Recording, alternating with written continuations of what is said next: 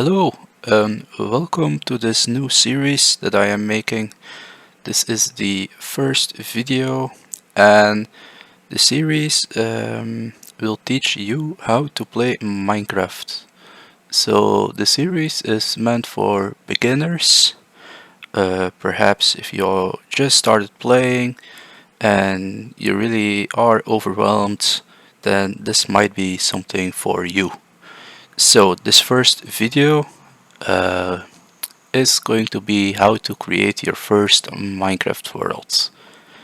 So we head into single player, and you can see I have a bunch of worlds. When you start the game, this is not the screen you will get. The screen you will get is this one. Because you don't have a world, it is going to the menu to create one. So first of all, you can type in a world name.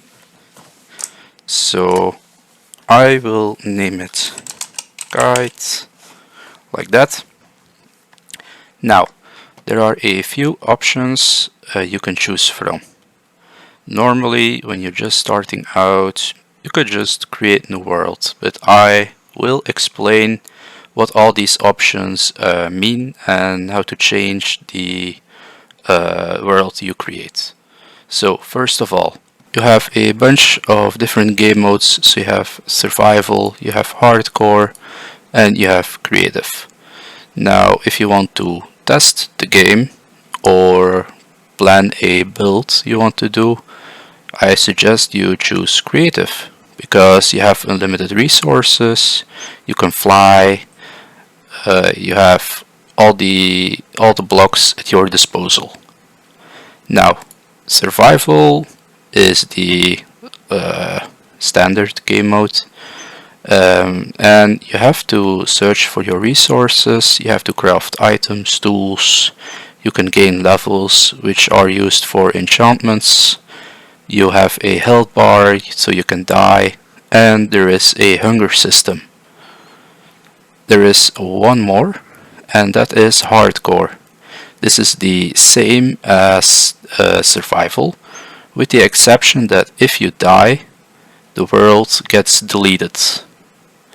And also when you play on hardcore, the difficulty is set at hard. When you play survival, you can choose between peaceful. So in peaceful there will be no hostile mobs. Then you have easy, there will be mobs, but they really aren't that hard. Then you have the normal difficulty and the hard difficulty. Now for a beginner, I suggest maybe go on easy or normal, but I wouldn't go for hard unless you want a challenge, of course. Now you also have this option, allow cheats. So right now it is off, you can turn it on. This allows you to use in-game commands like game mode, which you could use to change your game mode from survival to creative, or from creative to survival, and also to another mode which isn't listed here, and that is spectator mode. And I will teach you about spectator mode in another video. You also have other commands like experience, which is also listed here, and you can give yourself experience which would result in gaining levels. There are a lot of commands, I won't go through them all in here. There is a list online on the internet. If you just Google it, you will find it with an explanation of what they all do.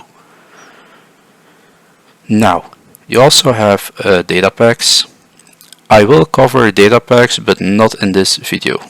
So data packs, if I have to explain it really quick, you can download data packs which people have created, and they change the way you play Minecraft.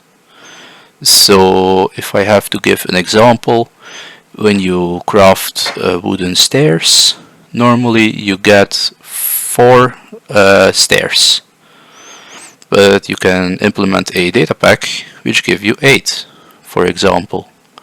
I think it's 4, yeah, should be. So that is a quick explanation. I will go in depth about data packs later on. Now, we also have game rules. It might be good to check these out. So you have a whole list of game rules here. Now, most of them aren't really important, I think. I mean, the description gives plenty of information about what you can change. So there are a few things I change for myself, and that is in the world updates. That is here. So here you have 4 game rules you can change, and one of them is update fire. Now, if you leave this on, this is the more realistic option. So when you have fire in your world, it will spread. It will spread to other blocks. Now, sometimes you don't want that. For instance, if you have a fireplace in your house, then your house could burn to the ground. So I usually switch it off. You can check out the other game rules, but I don't think they are that important for a new player. Maybe this one, keep inventory after death. So if you have a lot of items and you die, with the default setting you will lose all your items, but when you turn it on you will keep all your items. Now, you also have more world options. Let's check these out. So first of all, you can implement a seed for the world generator. You can type in some random word like guide, and it will result in a world. It will convert it to a string of numbers, and that will be your seed. But you can also leave it blank for a random seed, which is the default.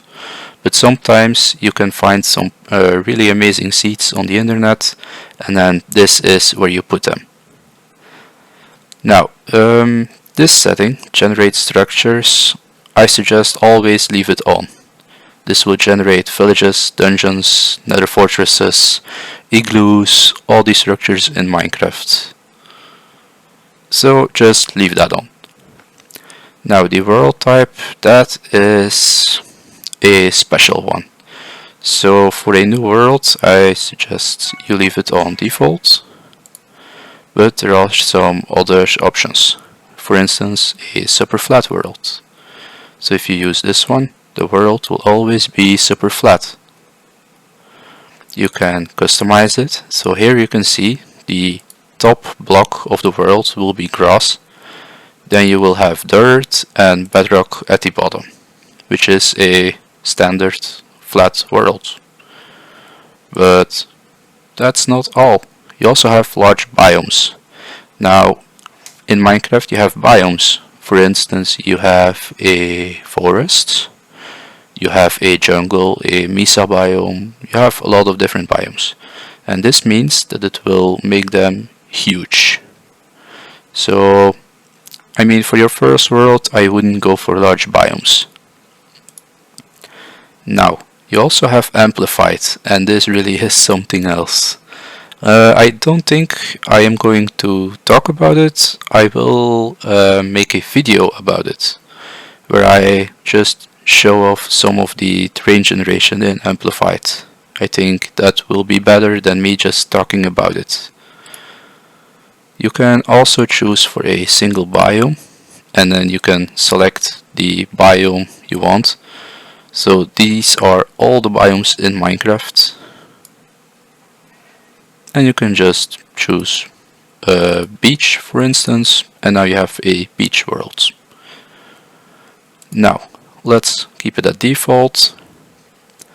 There is also a bonus chest you can enable. This will, where you spawn in the world, it will create a chest in your area. And in this chest you can find some items like wood, some tools, some food. Can be useful in the beginning, so it's really up to you to switch it on or off. And then you just hit create new world. Now there is a loading screen, shouldn't take that long. You can see the world generating. Almost there. And we are in our newly created Minecraft world. And now you can start playing. So that's it for this video. I hope you enjoyed, I hope you learned something, and I will see you in the next one.